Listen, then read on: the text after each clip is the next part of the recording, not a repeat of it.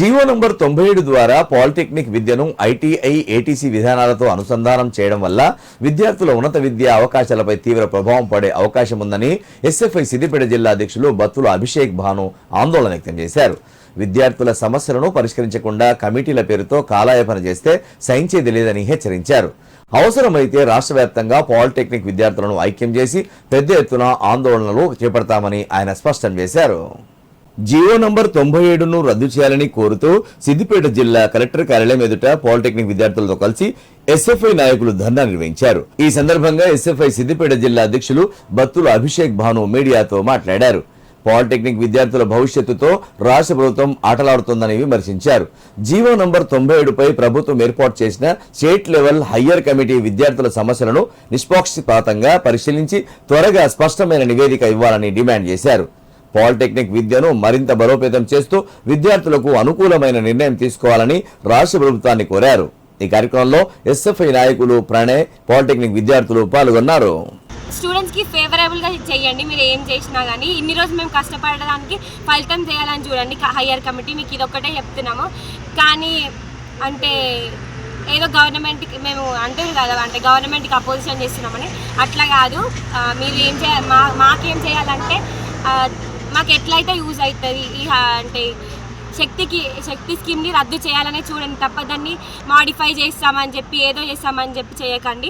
మేము శక్తి స్కీమ్ని ఎందుకు రద్దు చేయాలని అనుకుంటున్నామంటే మొన్న రీసెంట్గా వివేక్ గారు ప్రెస్ మీట్ పెట్టారు. ఫస్ట్ ఏం చెప్పారంటే బీటెక్ మీకు ఉంటుందని చెప్పారు. ఆఫ్టర్ కొన్ని డేస్ తర్వాత మళ్ళీ స్టూడెంట్స్ని వాళ్ళ దగ్గరికి రమ్మని చెప్పేసి చేస్తే స్టూడెంట్స్ ఎవరు వెళ్ళలేదని చెప్పేసి సారే మాసప్ టైంకి వెళ్తే అక్కడ కొంతమంది స్టూడెంట్స్ ఏం క్వశ్చన్ చేశారంటే మీకు చెప్పారు కదా బీటెక్ ఉంటుందని చెప్పేసి మాకు ఒక పర్ఫెక్ట్ క్లారిటీ కావాలని చెప్తే సార్ ఏమన్నారంటే మా గవర్నమెంట్ ఉంటుందో పోతుందో తెలియదు అని చెప్పేసి అన్నారు.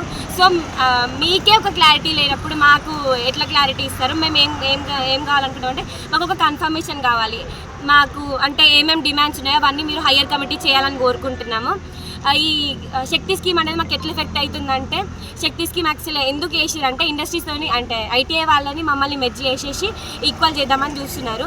ఐటీఐ వాళ్ళు మేమైతే ఎప్పటికీ ఈక్వల్ కాము, ఎందుకంటే వాళ్ళకి టెక్నికల్ స్కిల్స్ అంటే ఈ తెలంగాణ రాష్ట్రంలో ఉండే 33 జిల్లాలలో ఈరోజు విద్యార్థులు పాలిటెక్నిక్ విద్యార్థులంతా ఈరోజు ఆందోళన కార్యక్రమాలు ఎక్కడికక్కడ అడ్డుకుంటున్నారని చెప్పేసి ఈ రేవంత్ రెడ్డి సర్కార్ భయపడి ఈరోజు ఏదైతే హయ్యర్ కమిటీ వేసామని చెప్తున్నారో ఈ హయ్యర్ కమిటీని స్పష్టంగా విద్యార్థులకు న్యాయం జరిగే విధంగా మీరు చేయాలని చెప్పేసి భారత విద్యార్థి ఫెడరేషన్ ఎస్ఎఫ్ఐగా డిమాండ్ చేస్తున్నాం.